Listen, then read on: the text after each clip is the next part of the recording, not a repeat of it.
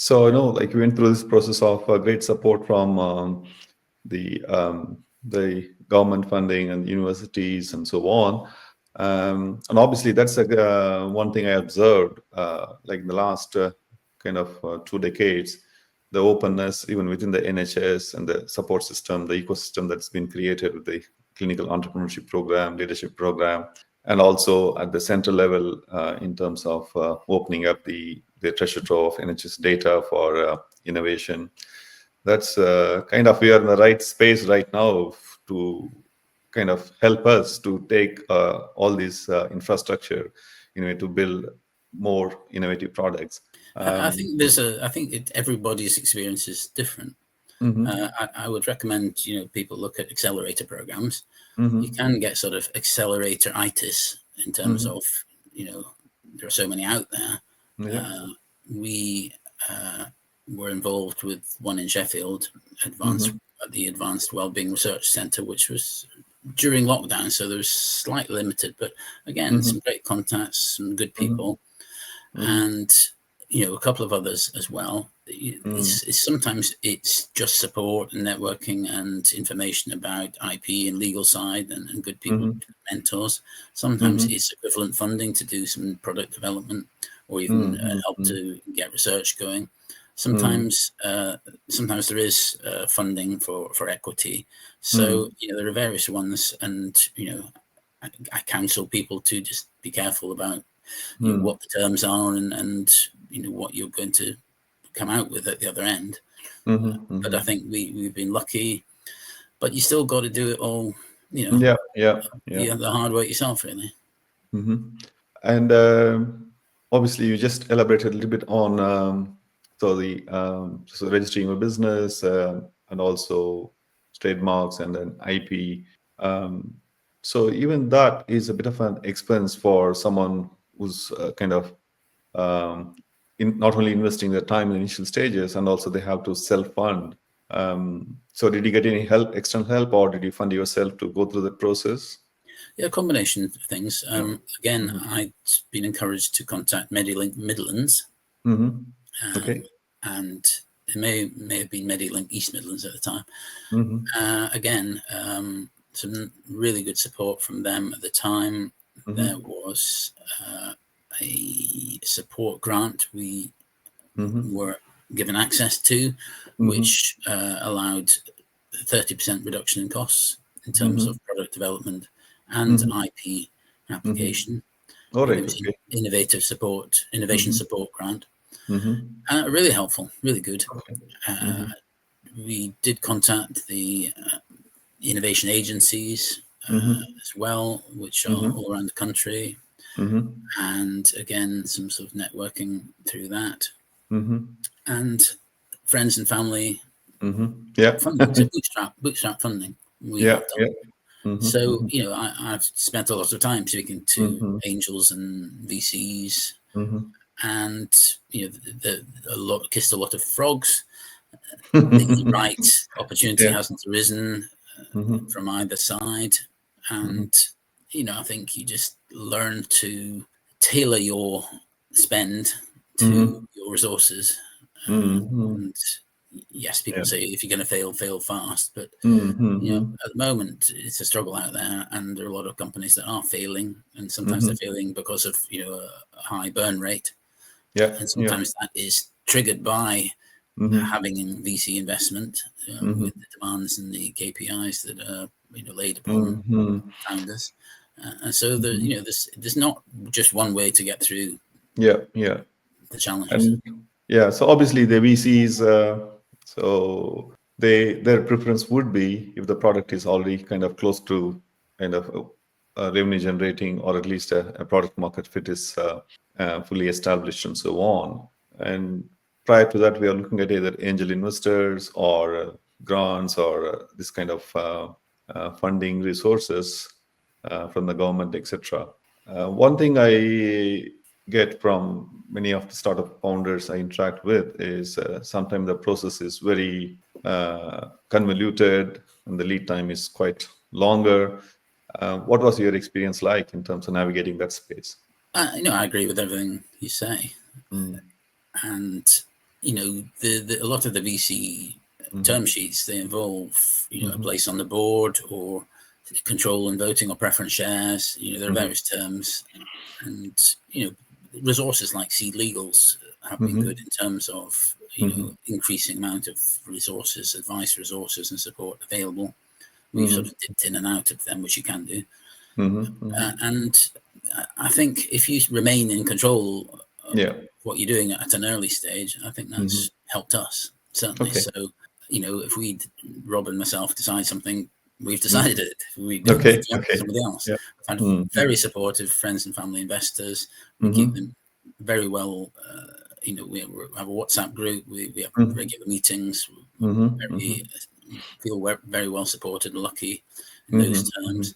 I think mentorship is important and helpful. And I don't know about yourself, Baskar, in terms of mentors. Have you benefited from that?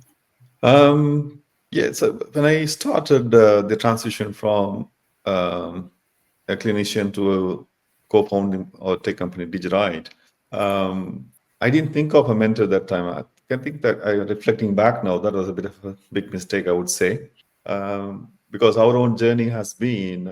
I had my own digital health ideas, especially for low and middle income countries. Obviously, that's where I got trained, and I still have a lot of connections. And when I go back and visit my friends and family, I can see so there are huge gaps in the system. So then I thought, okay, fine, maybe I can do something in that space. So luckily, I had one of my friends I met in Manchester. He's from India as well, so from tech background. So then I got in touch with him, and then I'm thinking of this, and then actually we had a prototype, and we want to take that further, and then we were kind of exploring a lot of digital agencies to help us to develop that. Talking about almost 9-10 years ago, but it was a bit of a challenging task. So that was kind of, that frustration led to forming this company. Then we thought, okay, we are going to have our own. And then we thought, okay, there'll be a lot more people similar to us navigating this space. It is very difficult for a non-tech founder to kind of evaluate, so who is going to deliver what. So that was a significant challenge for us. Then that led to we forming this company. And then what we still see is kind of 1/3 of our clients are startup founders who approached some other digital agency or a partner, and then whatever the initial amount of finance and funds they had, they almost spent it. Product is either not delivered on time, it lacks quality, a lot of frustration, and then they are coming over to us. So that I think that space is still quite a daunting one for a non-tech founders to see. I think sometimes agencies or people can kind of overpromise, and then they get in, and then not necessarily they have all the expertise. It's not like simply like I can design things, or maybe I can just do some coding, but that alone is not enough, especially when it comes to kind of a healthcare landscape with a complex regulatory. I think you can have sort of people who support you with advice and mentorship, if you want to call it that, in different areas of your business. And I think we've been very lucky. Some really fantastic people who've helped for a while, or one can phone up or text them or anytime and just say, what do you think about that? And they've been brilliant. Just come back to you. We had some great help from Hannah Browning, who worked with us, who's now at Alpha Healthcare Partners. And if people are generally wanting to help, and there's a good level of trust out there. There's always some bad actors, but I think most people know who are good people and who aren't, and you trust your gut. But yes, I think it's good to throw things to people and see. The people give advice doesn't mean it's the right advice, but at least it widens your thought processes, and then you still have to choose what you feel is right for you and your company. I totally agree with you. Like, we just still need a lot of people maybe giving their advice and maybe even critiquing our idea, etc. That always opens up kind of our blind spots as well, to see whether and at least we can think it through and then and then we can obviously, as a founder, we still need to make a decision whether to proceed and so on. I think the other thing was during lockdown. I've always been a reasonably shy person. During lockdown, there was this sort of introduction with Zoom and Teams and all this sort of stuff, and it was a way of becoming more confident in talking to audiences because there were multiples out there, but maybe only one screen in front of you. And there were various business support processes, and I would recommend anyone, if they don't feel confident about public speaking, to seek some support. I had some great help from Bilal Jamil of Public Speakers Academy. All right. Fantastic stuff, and it really does make a difference. And networking, LinkedIn particularly, I found really useful. And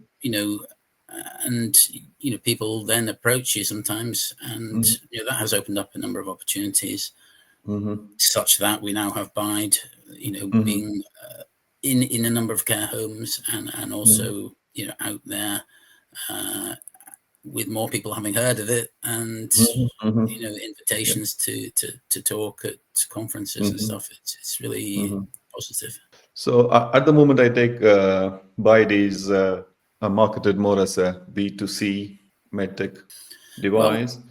Well, that had always been my idea, that there were thousands of people. I mean, there are up to 1 million carers out there in the UK, unpaid. In America, there's 50 million unpaid family carers. Falls across in the US $50 billion per year. And yes, B2C had been my idea, but in terms of spending money on ads, etc., people aren't necessarily looking for a falls prevention technology because they don't know it exists. So you would have to spend enormous amounts in terms of social media ads to attract the B2C sales and to take that risk, I think. So yes, B2C, and I've been on radio. I've done pop-up shop. Okay. I've done luncheon clubs. I think it's a lot of it is about getting out there and actually meeting people and showing off the device and seeing how it can help people. We're going to be doing the Derbyshire County Council Marketplace event, Tech Week event very soon. So that's real engagement with the public, but also other suppliers and other contractors. Bide is, we see that as a B2B product massively.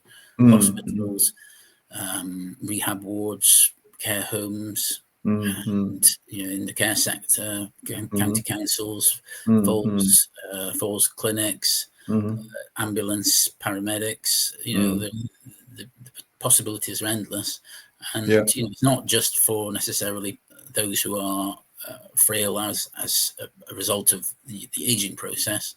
There are particular conditions such as Parkinson's disease, which makes people, very prone to falls, and anything that can reduce that is valuable. Yeah, I think so definitely so B2B to C would align very well with our government's 10-year NHS plan now. So I think at least unlock to digital and hospital to community, and then so treatment to prevention. So if you look at all those three pillars, I think this product fits perfectly well, and so I'm sure there's a lot more. Our most important ethos has been to try to be inclusive. So it's a plug-in and play device. It doesn't need linking to the internet. One just plugs it in at the wall, records messages, family message. This is an example, and it sits on the bedside table minding its own business. And then when somebody either sits up or switches on the bedside light, Bide will light up and play, one of those messages, such as this, for example. Hi Dad, it's David here. Please remember to use your stick when you go to the bathroom so you can get there and back safely. Love you. And Bide, there's a red, amber, green sort of traffic light appearance for the first minute or so. Then Bide stays lit up for 10 minutes, then resets itself. So there is enough light for the person to get to the toilet and back if that's what they want in general. It resets itself without any engagement from the person whatsoever, and then it's ready to go again.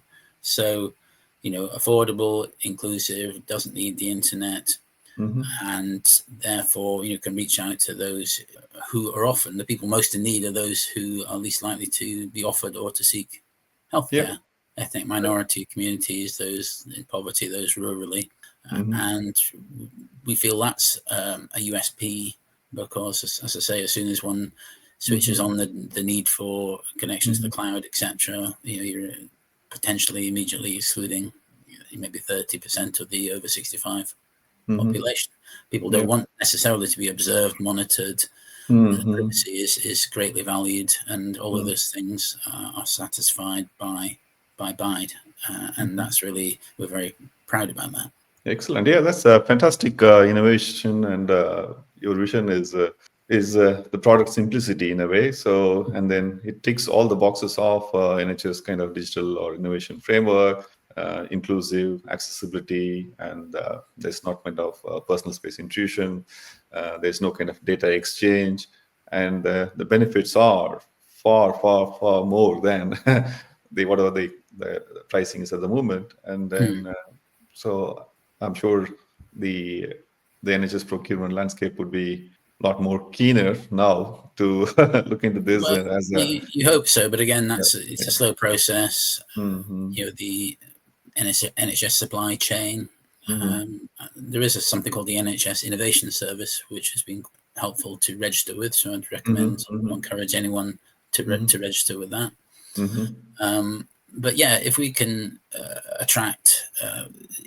continue to attract the county councils and the hospitals and the care sector, then you hope that the NHS will have sort of evidence in terms of reduction in falls rates, which will strengthen our case for NHS supply chain work. But I don't think I would encourage people not to focus solely on that, because it is such a slow process. You will know yourself, and if you have a high burn rate, you're going to run out of money pretty quickly before the NHS sticks its hand up. So cash is king, as they say. Absolutely agree with you. The commonest reason for companies to go under, I think. And at what point in your journey did you get in touch with MHRA in terms of getting the compliance and so? Quite early, and we've continued to seek counsel from experts who, in general, have continued to say that Bide is not a medical device.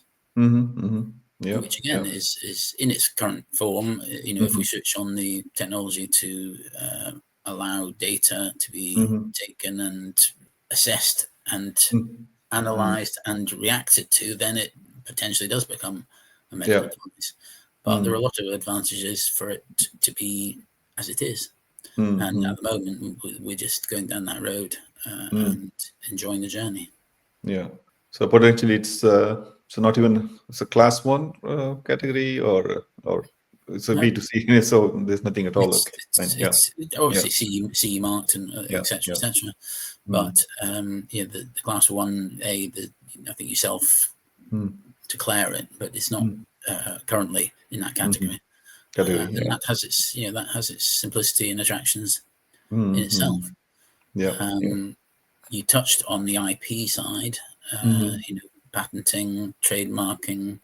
These are all potentially costly challenges for any founder. So, but you speak to one, be it an investor or somebody in the industry, and they say, we don't invest in anyone who hasn't got strong IP protection. And then you speak to the next person the next day, and they say, complete waste of time. Don't waste your time or your money. We pay no attention to this whatsoever. So again, you just have to find your own way, do what you think is right for you within the limits of your resources. I think, I totally agree with you. So it's just one is obviously, so the investor landscape is always the kind of IP as a kind of even a starting point for a conversation. On the other hand, the process takes longer, and also one of the downside is obviously once you apply and keep it there, and it's kind of visible for others also, like where you're completely disclosing what this product is, how it is unique, and so on.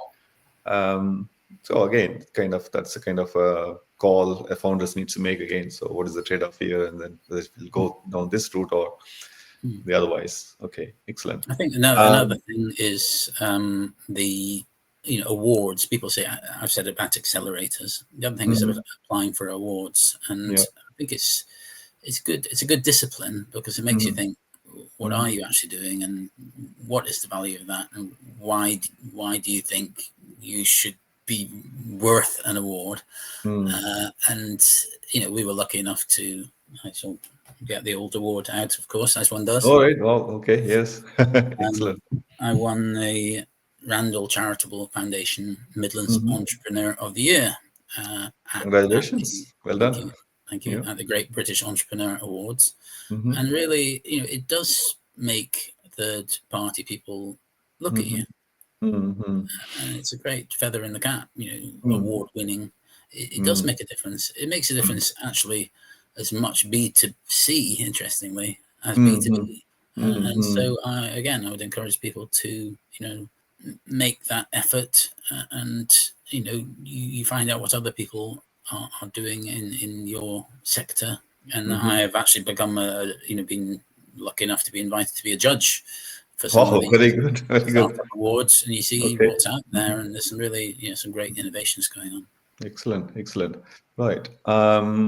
So close off. So what would be 3 main pieces of advice that you would give for someone who is kind of still deliberating within himself or herself? I've got this kind of great idea. So, and then they're in that stage of deliberation still. So what would you recommend as the 3 key steps for them to step into this world of entrepreneurship and being their own medtech or health tech founder? Yeah, it's a great question, and it's a massive challenge. You could say there are 3 or 300. I think believe in yourself, trust your gut, and generally trust people. There are a lot of good people out there who want to help, and there's a mission there, there's a passion that we have, to try and help people to live healthily in a place of choice, age healthily. So, it's good to help. It helps to have a mission in medical terms. If you feel you're making a difference, it helps to, believe in yourself. A co-founder is fantastic, but it's not right for everybody. So there's no right or wrong. But it is. I've found it really helpful to have someone to share ideas with, and share problems with, and share wins with, and that's been fantastic. Scrap and hustle. Nobody's going to do it for you. So the chances of you succeeding are greater if you're in there battling away. And watch your burn rate. Cash is the most important thing. And sales are a way of investing in the company, of raising investment for the company. The best way is selling your product. So, get your product out there. Don't spend years reiterating all the time until you think you've got the perfect product, because that's never going to happen, or someone else will have done something similar to you and have deeper pockets. So get your product out there, try to sell it, get the feedback. What's good about it? What's bad about it? Can you improve it? Watch the finances, enjoy the wins, and enjoy the process. Excellent. Great. Tom, I appreciate your time and sharing your incredible journey, bringing your idea of Byte into fruition, and it's already making great impact. So we wish you all the success, and I see this product not only like the UK, and I have a great market internationally too. And all the best. And so maybe we'll have another session to explore some of the other aspects of your journey in Byte success. Thank you. Yeah, thanks, Baskar. It was great to chat to you today.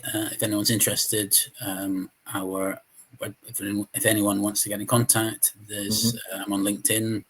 Also, our website is www.getbyte.com. and always happy to chat. Excellent. Great. All the best. Thanks, Tom. Thank you. Thanks very much. Thank you. Bye, Bye. Baskar.